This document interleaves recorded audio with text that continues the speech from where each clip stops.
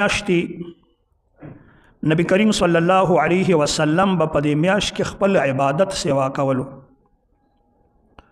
او حضرت به دې میاشت کې روجې ډېرې زیاتې نیولې.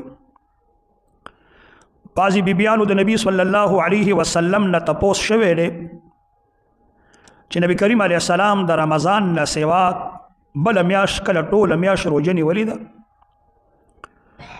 نو بعضې بیبیانو جواب کړی دی چې حضرت به د رمضان نه بغیر ټوله میاشت کله روجه نیوله نه، خو رمضان نه بغیر میاشتو کې به ټوله میاشت کوجه کوله هم نه. بعضې بیبیانو د شعبان د میاشتې روجه ښودلې ده چې دا حضرت ټوله نیولې وه. دا میاشت د رمضان مقدمه ده. په دې میاشت کې انسان ورو ورو په عبادت په ډېرولو باندې ځان اموخته کول.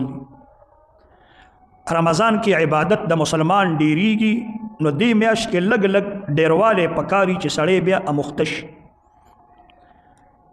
په ډیروالي د روجو، په ډیروالي د نفل د منځونو، په ډیروالي د صدقو، په ډیروالي د نفلي عباداتو. د خدای رب العزت په مختلفو طریقو عبادت کې ډیروالی. عام مسلمانان چې څومره میاشت روجې نیسي نو په شعبان کې د روجې د هغې ونه ډیروي. که څومره نفلي عبادات کوي نو په شعبان کې د هغې کې سیواوالی پیدا کړي. څومره چې مسلمان د ګناه نه ځان رانغاړي نو په دې شعبان کې د کوشش په خپل ځان باندې وکړي چې د ګناه نه ځان رابند کړي.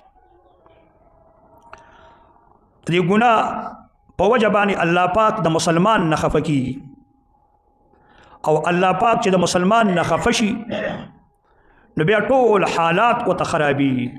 چې د بنده نه الله خفه شي نو پاتې پکې څه شو؟ په دې میاشت کې انسان په ځان سوچ اختیار کړي، د خپلو ګناهونو نه توبه وباسي. او توبه ایستل د ګناه نه د هغې یو طریقه ده. هغه طریقه د هغې دا ده چې کله سړی د 24 ګنټو کې یو ټیم سړی ځان له وباسي، یو پاو وخت. د پاو وخت کې یو مسلمان یوازې کینی، هېڅوک ورسره نه وي. دې ته دا صوفیان حضرات مراقبه وایي.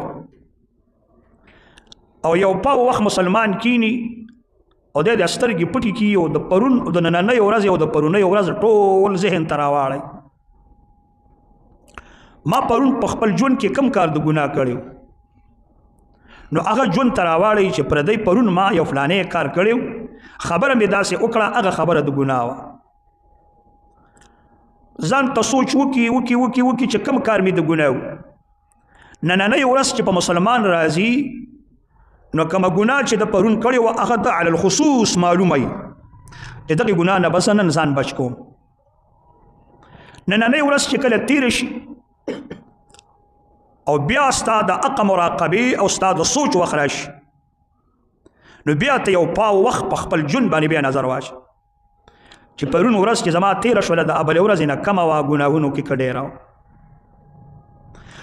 ګوره یوازې ګناه دا نه ده چې څوک د چا نه غلطې پیسې ووایي، دا خو ګناه ده، خو یوازې ګناه خو نه ده. یوازې ګناه دا نه ده چې څوک د چا نه پټۍ لاندې کړي، او یوازې ګناه خو دا نه ده چې سړی سپورې ستغې چا ته کنزل وکړي.